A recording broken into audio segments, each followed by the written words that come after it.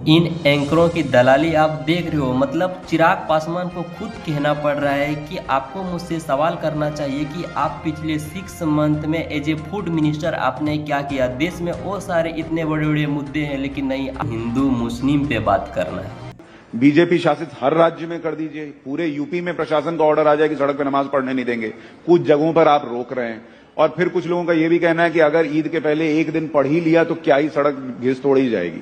आपका इस पर आपकी राय क्या है? क्योंकि पटना में मुझे याद है, आपको भी पता है, वहां पे सड़क पे नमाज तो होती है। भाई मुझे लगता है ये सब फालतू की बातें हैं, इस पे चर्चा भी नहीं करनी चाहिए। कोई मतलब नहीं बनता इन सारी बातों का। आज देश में बड़े बड़े विषय हैं जिसको लेकर हम लोग को चर्चा करनी चाहिए। और दिक्कत ये होती है कि जब हम लोग ऐसी बेमानी बातों के ऊपर जब हम लोग चर्चा करने लगते हैं बिना मतलब, इससे समाज में, देश में एक तनाव का वातावरण बनता है, एक असहमति का वातावरण बनता है।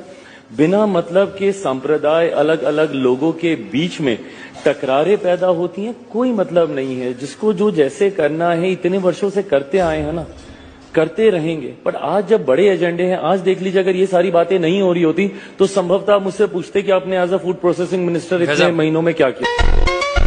और चिराग भाई, ये सारी चीजें सेकेंडरी हो जाती हैं। चिराग भाई, जिसको आप फालतू बात बता रहे हैं वो तो आपके ही सहयोगी दल के लोग कर रहे हैं ना। पर मैं नहीं सहमत हूं ना। मैं यही तो मैं जिक्र कर रहा हूं भाई। देखिए, मैं 21वीं सदी का पढ़ा लिखा ही हूं। मुझे इन सब बातों से, और मैंने इस बात को बोलते बोलते मैंने कहा है कि धार्मिक विषयों में नहीं इंटरफेयर करना चाहिए। ऊपर से कह रहा है कि ये तो आप ही की पार्टी करता है। जब तुम इस सारे बात को जानते हो तो फिर भी तुम यार जहां बीजेपी के नेता देखते हो वहीं चाटने लग जाते हो। शर्म नहीं आती? कैसे यार घर जाके अपने बच्चों को मुंह दिखाते हो?